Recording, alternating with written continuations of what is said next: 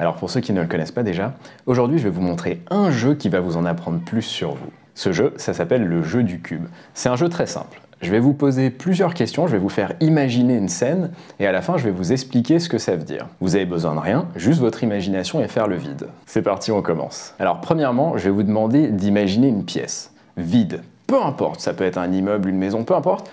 La première chose qui vous vient à l'esprit, vous imaginez une pièce. Dans cette pièce, vous allez placer un cube. Regardez bien ce cube.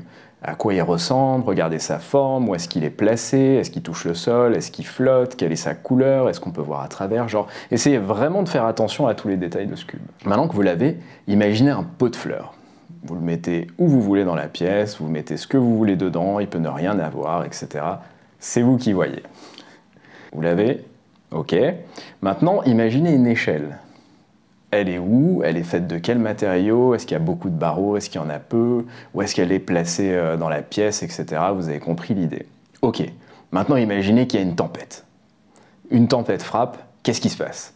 Est-ce que cette tempête, elle affecte l'intérieur de la maison? Est-ce qu'elle a cassé des choses? Est-ce que vous la voyez par la fenêtre? Elle est lointaine, mais en gros, il n'y a aucun risque.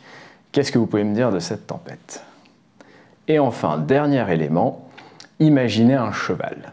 Et passez beaucoup de temps à imaginer ce cheval, à quoi il ressemble, quelle taille il fait, quelle est son attitude, où est-ce qu'il est dans la pièce, qu'est-ce qu'il fait, etc., etc.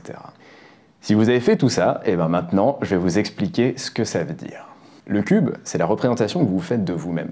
Et pour avoir fait ce jeu des milliers de fois, personne n'a jamais le même cube.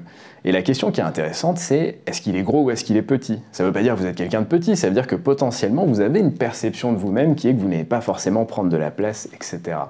Est-ce qu'il touche le sol? Est-ce que vous êtes extrêmement pragmatique? Ou est-ce qu'il est en l'air? Est-ce que vous êtes quelqu'un de plus abstrait, cérébral, peut-être perché? Est-ce qu'il est en perspective? Vous êtes quelqu'un d'assez créatif? Est-ce qu'il est de face? Vous êtes juste potentiellement normal?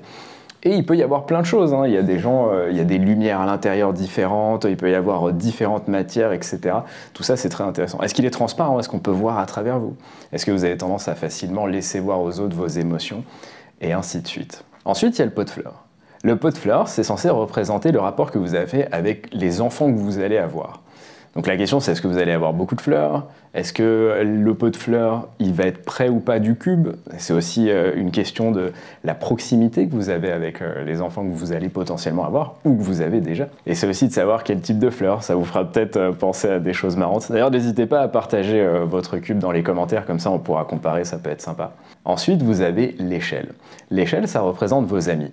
L'amitié en général et le rapport que vous avez à eux. Est-ce qu'il y en a beaucoup? Est-ce que vous avez l'impression que vos amitiés sont solides? Et où est-ce que vous les placez par rapport à vous? Ensuite, on a la tempête. La tempête, c'est la manière dont vous gérez l'adversité, les problèmes que vous rencontrez. Est-ce que vous avez tendance à fuir, à rester? Est-ce que ça détruit tout ce qui est à l'intérieur de vous? Est-ce que c'est quelque chose de très lointain qu'on voit là-bas à travers la fenêtre mais qui ne vous attaque pas vous directement?